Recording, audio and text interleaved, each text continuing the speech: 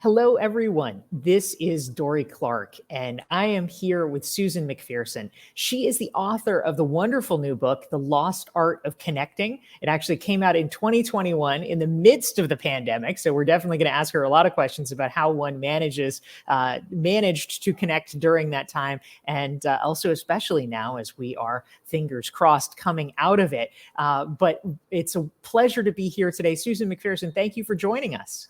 Dorie, I could not think of a better place to be. So good to see you. Thank you. Thank you so much. And for all of you joining us live, please feel free to type into the chat box and let us know who you are and where you are watching from. We'd love to hear from you and to take your questions for Susan about the lost art of connecting. So, Susan, let's start with the obvious. You wrote a book about connecting with people in the thick of a global pandemic. This is probably one of the harder times in human history for people to actually be reaching out and connecting with one another. Let's start with you. How did you stay connected to people during the last couple of years? What did that process look like for you? Well, very, very challenging. I live alone. I don't have kids. I don't have parents. I don't have a significant other. I do have a wonderful dog, but we speak a different language. So every morning, neurotically so, but it kept me connected. I would text, WhatsApp, phone call, email, shout out my window to 3 to 5 people every day. And there were 3 goals. 1, put a little joy in the world. 2, ask people how they were doing. And 3, just flay my arms up in the air and say, don't forget me. And people would ask me, and they still do, how do you have time? And I always say, I have time to brush my teeth. So that is how I stayed as best as I could connected, and then walking like a fiend just so that I would see people outside my 4 walls. I love it. That's so important. And I love the element of proactivity in all of this, because I think one of the big challenges that so many people have is that somehow they expect social connections to happen or to come to them. But we really have to put in a lot of effort behind this. And so one of the things that I'm curious about, Susan, is you mention in your book that for a long time, you assumed that connecting, that being a connector was kind of a normal thing, that everybody did it because you grew up in a family where this was prioritized. But at a certain point, you realized, oh, this is not how everybody does it. I'd love to hear more about that and what you've discovered as the differences between between yourself, or somebody who's raised with a mentality that, oh, this is normal to be connecting with people all the time, as compared to somebody who maybe just it feels a little alien. What are the key points of difference, and how can you actually get through that barrier?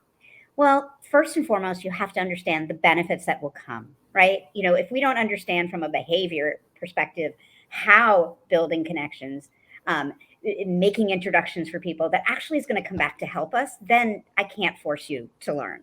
I also always want to distinguish between networking and connecting. Okay. If you look up the definition of networking in the Merriam-Webster dictionary, it's pretty icky. But if you look up the word connecting, completely different. And I liken connecting to being more feasible and manageable for people, even if they're shy or introverted, because it's one-on-one, maybe one-on-two, over the long haul. And most importantly, leading with how you can be helpful to others versus what can I get? What can this person do for me? Because I fervently believe, and my professional life has been a result of this, is that when you are helpful to others, the help comes back in spades.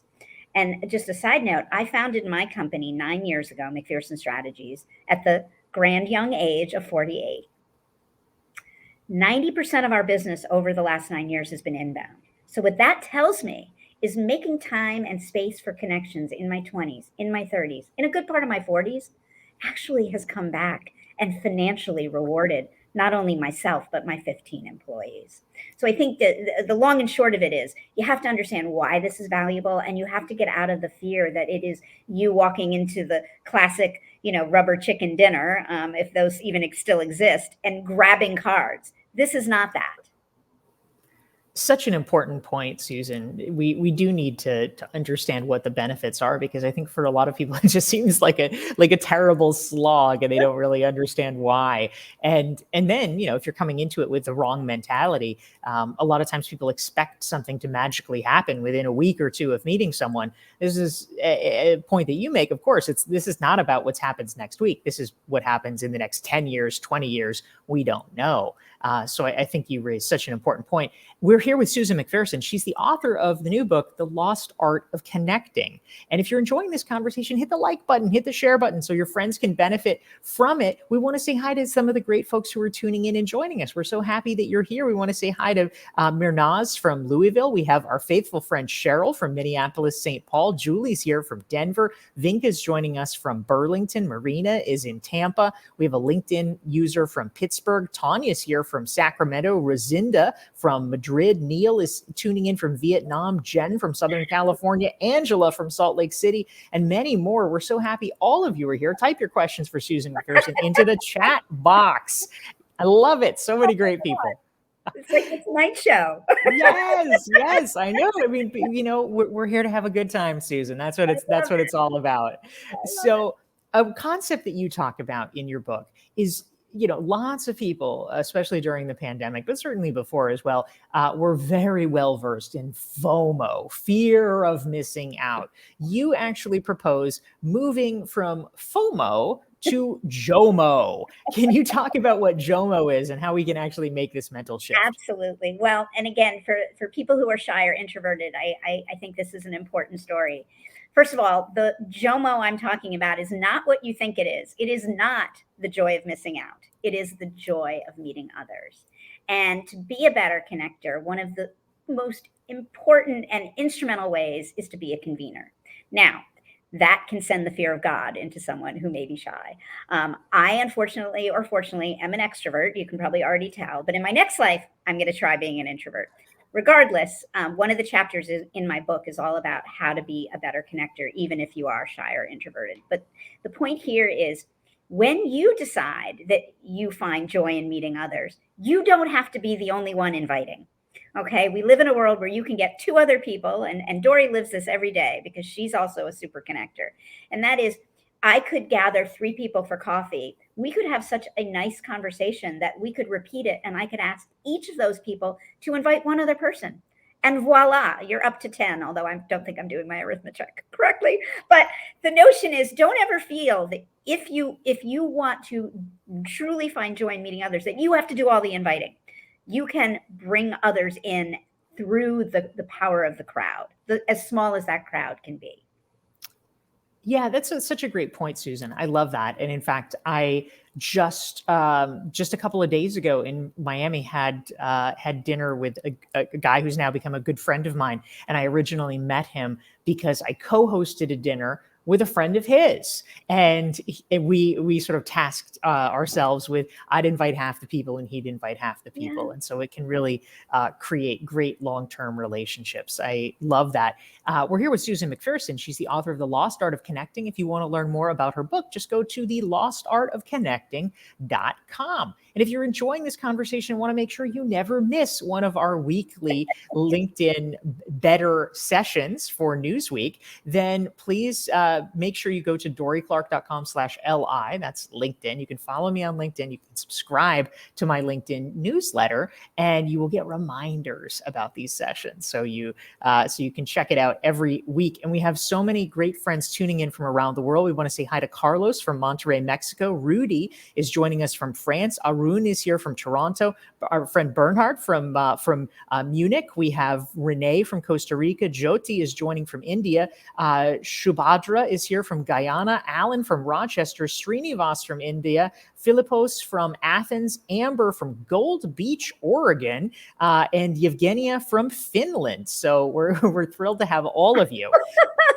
I love our international crowd. And Susan, a great question came in from Vinka. She is curious. She wants to know, how do you figure out what you can give people when they seem so much more serious or experienced than you? I mean, we've all heard, lead with value or be helpful. But if somebody seems like, oh my gosh, they have so much more experience, they know so many more people, they have so much more money or power or whatever, what could I ever do for such a person? What would your take be, Or Susan? they're so much taller than you. That happens to me every day because my license says I'm 5 foot, so I will just leave it. But on Zoom, I'm 6 feet. Um, that's a great question, Binga. And in the book, I talk about this notion of finding what your superpowers are. And I mentioned earlier about this notion of leading with how we can be helpful. Well, we can only be helpful when we can figure out how we can be helpful. And when you are meeting with someone who you perceive to have more power or more experience than you, it is all the more important to walk into that meeting or that introduction knowing what your superpowers are. And no matter who you are, whether you are just approaching secondary school or college, or you're approaching retirement, you have superpowers and they're going to ebb and flow. And sometimes somebody will say to me, well, Susan, you have all this experience. What? And I'll say 2 words: TikTok. I, for the life of me, can't figure out TikTok. So if somebody comes up to me and says, Susan, I will help you, guess what? None of the power dynamics even matter. So I don't need to be so flippant about it. But the point is think every day, every week, what are your superpowers? They're going to change, they're going to ebb, they're going to flow, but you all have them. That's fantastic. Such a good observation, and it's really true. What I've found is that if you are essentially trying to compare apples with apples, if you're trying to connect with someone, and let's say you're a beginning speaker, and someone is a super experienced, super expensive speaker, well, you're never gonna feel like you can add value to them. But you might be able to help them with weightlifting strategies that Spaghetti they don't sauce. know anything about. A foreign language, coding. The other thing to do is we have a beautiful gift today, and that is we can almost find out all sorts of things about someone before we go in and meet with them. Do the 5 minutes of research. Check out their feed on Twitter or their career trajectory on LinkedIn. You can find out if they have grandchildren on Instagram. Do a little bit of research to find what I call the commonalities in the uncommonality, so that when you do go in, the power dynamics are even. Okay, because you have an idea of what's important to this person so that you can be focusing on how you can be helpful. Yeah, that's such great advice. I love that. We're here with Susan McPherson. Her book is The Lost Art of Connecting, and you can check it out at thelostartofconnecting.com. We also want to say hi to our wonderful friends tuning in, our new friends joining us. We have Arash joining from Iran. We have our frequent guest, Nathaniel from Austin. Hi, Nathaniel. We've got Brandy from Spokane. Sushma's joining from India. Our recognized expert friend Kuzehan is here from DC. Spencer is joining us. We've got Meta. We've got new recognized expert friend Catherine from Durham. We've got Elen joining us again. Annette is joining from Southern California. Judy is here. Almas from Pakistan. Jason from DC. Judy is from Maryland. And let's see, we've got Roshini from Singapore. We're so glad to have all of you. I want to fly and meet all of you in person. That's right. Well, Susan's going to make connections now. That's it. I'm like, Oh, that's great. Susan, a question came in from a LinkedIn user, and they're curious about this. Let's say you genuinely want to connect with someone, you want to build a real relationship, but maybe that person is kind of skeptical because they've been burned in the past. They think you have an agenda, even if you don't have one. What would you do in that circumstance? I mean, there's always going to be people like that. Okay. There's 10 billion people on this planet. There's nothing we can do. The most important thing is to lead by example.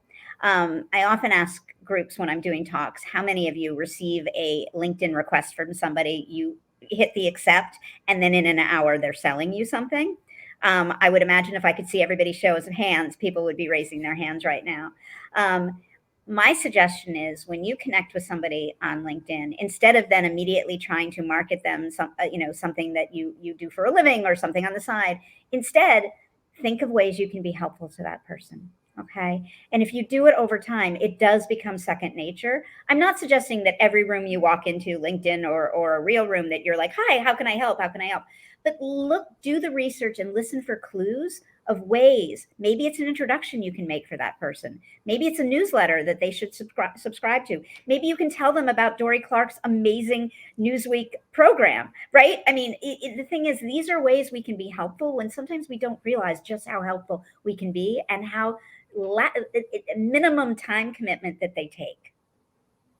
Yes, I love that. This is fantastic advice. Thank you. We're here with Susan McPherson, author of the book The Lost Art of Connecting, and this is Newsweek's weekly interview show, Better. I'm Dorie Clark, and we're really excited to have all of you here. We want to say hi to Ait Ben-Hasu, who is joining us from France. We have Anastasia from Greece. Ellie is joining us from London. We have Nuno from Portugal. Nilesh from India. Troy is coming here from Maine. We have Beth from Leesburg, Virginia. Dominic is joining from Nigeria, and Laura is joining us. We have Milka from Lima, Peru, and Lauren from Kansas City, Missouri. So many wonderful folks. Thank you for being here and for sharing your great questions with Susan McPherson. So a question came through, Susan, probably expressing what a lot of us feel these days, from Anna from New Hampshire. And she wants to know, if, let's say, you want to connect with someone, but you've just been feeling burned out. We've had this pandemic situation. We're all kind of run down. What can we do if we're feeling a little less than motivated in building connections? Well, first and foremost, I feel you, Anna. I was supposed to go to a wonderful event the other night, and I just couldn't do it. I couldn't get off my couch. So we all are there. We feel it. The one benefit is you're not alone, right? And the second is give yourself some grace. We have just experienced something that none of us in previous lives or previous times have ever experienced. So it's going to take a while.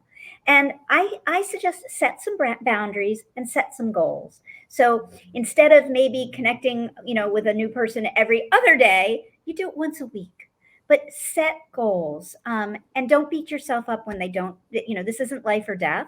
And the goal is this should be something in your life that is uplifting. So it may be time to take a little bit of a break. But remember the long term. This is not like slam, bam, thank you, ma'am, today, tomorrow. This is over the long haul. So if you're feeling burnt out for a little bit, that's okay. It's still be here tomorrow. Yeah, Susan, such a great point, and thank you for responding to that. Again, we're here with Newsweek's weekly interview show, Better, and author Susan McPherson. And Susan, a question came in from our viewer, Renee. And Renee has probably a common situation that many of us have faced, which is you're trying to connect with someone, you're trying to build a relationship with them, but you're not getting any response. They're just not having it. People are busy. So in some cases, it pays to be persistent, but we don't want to be a pest. So when should we stop? When should we stop trying to build a connection if someone is not being immediately responsive? The old ghosting. Believe me, it has happened to me in multitude parts of my life, dating, professional. So you're not alone also, Renee. And thank you for raising that question. Everybody has a different limit, but I am a big believer in being as direct as possible, which can be scary because it does give somebody the information so that then they can make the decision. But sometimes it's a better way to go because you can cut to the chase. And if somebody isn't being responsive, it's fair to call them out and state, Dorie, you haven't responded. I get how busy you are, but here is the specific question I'm hoping to get answered. Or here are 3 separate things that maybe you can be helpful with, and give somebody choices, right? If then after a couple of times they don't, it's time to move on. Like I said, there's 10 billion people, and as challenging and awful as it feels to be ghosted like that, it doesn't pay to keep trying, right? But be direct. There's nothing wrong with giving someone enough information so that then they can make the decision, and let them know how important this is to you. Yeah, that makes a lot of sense. Thank you very much. Susan McPherson, you can learn more about her and her business, McPherson Strategies, at mcpstrategies.com. And she is, of course, the author of the book, The Lost Art of Connecting. We want to say hi to some of the great friends tuning in. Eddie is joining us again from the Netherlands. Hi, Eddie. We have Heidi from Greeley, Colorado. Lori's joining us from Menlo Park. We have Mildred from Puerto Rico. Maureen is tuning in from the Jersey Shore. We've got a LinkedIn user from the UK. We have Steve from Cleveland. Kevin is from Boone. I think that's probably Boone, North Carolina. Hey. And we we have Sarah from Kansas City, who is a first-time viewer. We're really glad to have all of you guys here, and we love your great questions. A LinkedIn user, Susan, is asking the question: what are some effective ways that you've developed your emotional IQ? We know obviously this is an important component of building connections and relationships. The person wants to know what mentors or leaders have been most influential to you. Sure, that's great. Well, um, unfortunately or fortunately, my late mom was an amazing mentor. She unfortunately was killed in a tragedy when I was 21. So I have only, so many years that I can remember, but I keenly remember her ability to connect. And I have to say, like, she used at the time in the 60s and 70s and 80s, the rotary telephone and the manual typewriter, and was successful doing that. So over the years, I have mirrored what she had done with that kind of crazy, archaic technology to use social media in a way that's uplifting and positive, to use email and WhatsApp in the same way. I also, my first boss when I was working in sales, my one of my earlier careers in my 20s was selling of a newswire service. And my boss, her name, no joke, was Nancy Sells. But Nancy is the epitome of teaching how to sell in a way that you think about the other person and you don't sell to them. You find out what that person's hopes and dreams and wants are. And then you magically show up with them in some shape, way, or form. So I still, to this day, from 1991, can hear her saying, ask the questions and then use both your ears and one mouth, because we should be listening twice as much. So those are two people who have mentored or in my brain and probably come to me in my dreams. And Nancy's still very much alive. So That's right. That is a very good thing. Thank you for sharing that, Susan. I love that. If you're enjoying this conversation about the lost art of connecting and how we can build more meaningful relationships, hit the like and share button so that your friends on your social channels can benefit from it as well. We're here with author Susan McPherson. And Susan, tying in, I know you were just alluding to it, and a big theme in your book is the importance of listening as a key component to building effective relationships. Jen has a question related to that. She says, I'd love your thoughts on curiosity. I find a lot of junior leaders struggle with asking curious questions. So if you want to get better at listening and about asking good questions, being a genuinely curious person, what would you suggest, Susan? Jen, curiosity is such an incredibly valuable skill. And thankfully, my late father was a history professor at a women's college for 40 years. And I don't think you could grow up in my house without having curiosity as part of your blood, given who he was. But I do understand we have to inspire people to be curious. And for me, this notion of we don't know what we don't know is what enables me and powers me. But I do know having anything but the weather talk questions are great to have in your back pocket. And I say that because how many of us start Zoom chats, Microsoft Team meetings, conference calls, and guess what? Everyone talks about the weather. And nothing happens. You're not sharing anything about yourself. The person talking, I mean, you may find out what the weather is in Cleveland, but unless you live in Cleveland, who really cares, right? Sorry, no diss on Cleveland. But to me, That's right, Steve. Don't be offended. We're glad you're here. I'm so sorry. I always pick the one city that 5 people are from. But the notion of helping people have questions in their back pockets that are provocative without being overly nosy. So things like, at the end of this pandemic, if you could go anywhere in the world, where would you go and why? Or what was your favorite food as a child? If you could solve one problem in the next 6 months and money wasn't an issue, what problem would that be and why? Now, I'm just, tossing these out. And if you do end up reading the book, there's an entire chapter that gives you questions to carry. Just saying. But these types of questions are not going to make, for the most part, wouldn't make people feel uncomfortable, but gives you a sense of who they are, gives you a sense of their hopes and dreams and desires. Those are really beautiful questions, really insightful, Susan. Thank you for sharing that. We want to say hi to some great friends who are tuning in and joining us. Marion is joining us from just outside Atlanta. We have Andrea from Bogota. We've got Todd joining us, former better guest, Todd Churches, joining us from New York City. We have Cynthia from Chicago. We've got Irina joining us from Charlotte. We have Oluwadamilola, who is here for the first time, and we're so glad to have you here as well. well. So thank you, everybody. Gabriel is here from Mexico. And Catherine has a question, Susan, that I think probably a lot of us have faced. So I'm curious to hear your thoughts about this. She says, on the other side of the request, if you want to make connections, if you want to really build relationships, that's great. But if strangers are reaching out saying they want to pick your brain, what do? You're a busy person. How do you triage these requests and not be a jerk, build relationships, but also recognize like, hey, we're all pretty busy here. How do you think about that? Yeah. Well, Catherine, first of all, yes, I get those questions quite often, and there are times I can't answer them. And obviously, I'm not walking the talk here.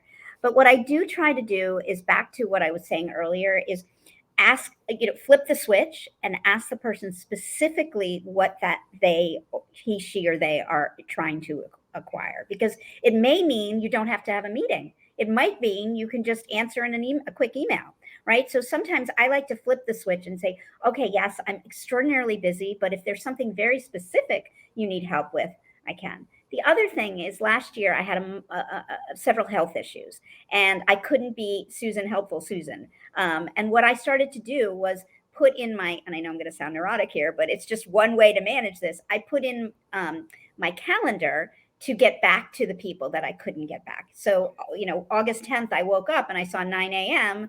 go back to Lucy at da da da da da. Now, again, if you didn't already think I was crazy, now you do. But it was making semblance of normalcy out of chaos, but also, living the lost art of connecting, right? How awful it would be if people reached out and I was like, nah, I'm just going to talk about it, but I'm not going to live it. But also knowing that no one has unlimited capacity to help everyone, okay? But sometimes if you're ready to say no, you may be missing out on a tremendous opportunity. So I try to suggest that everybody get rid of their preconceived notions by looking at somebody and thinking, that person doesn't have a powerful position, or that person, isn't on a board. But you never know what you don't know. That's right. So important. Susan McPherson, author of The Lost Art of Connecting. We have Gail joining from Miami. Thank you, Gail.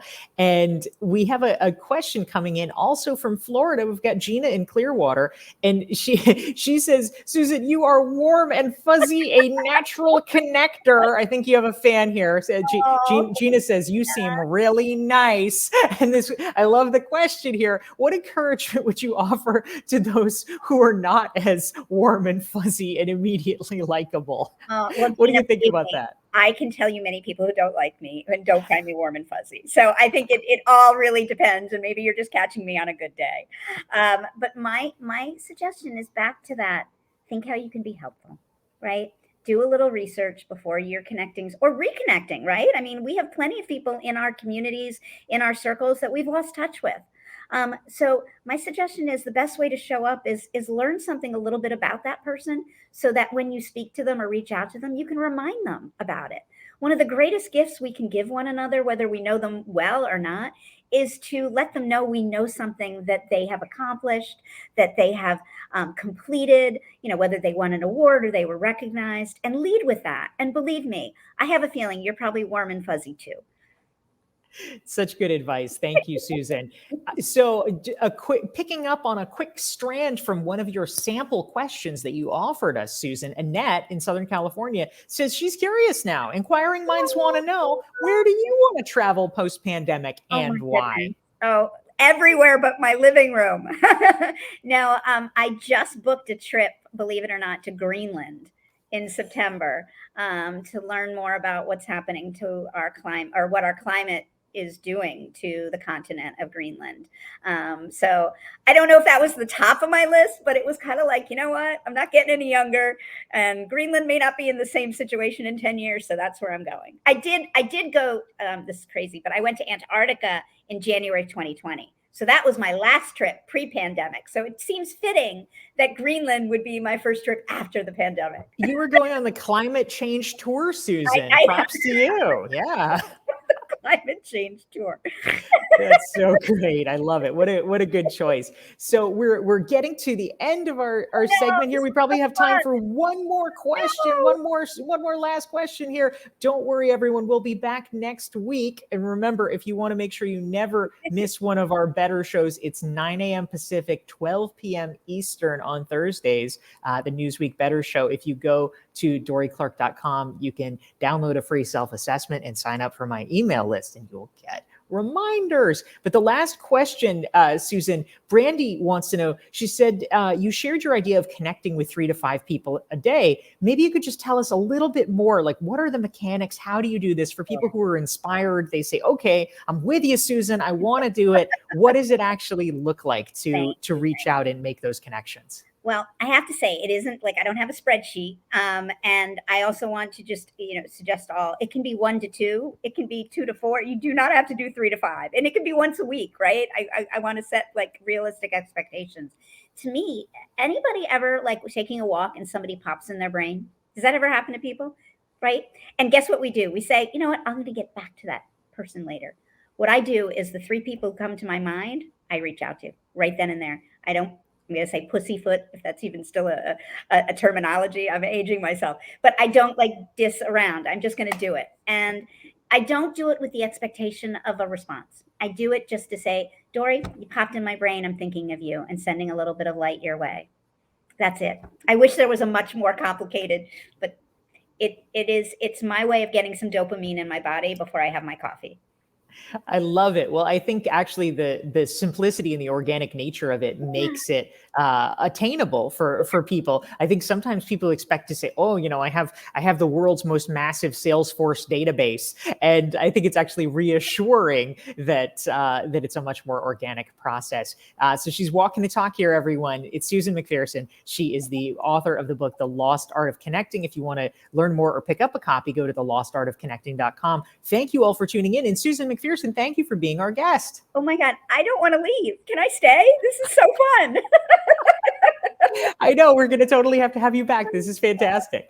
Thank you. Thank you. And thank you to your amazing audience. What incredibly inspiring people. I feel the same. Absolutely. Thank you, Susan. Thank you, everyone. We'll see you next week.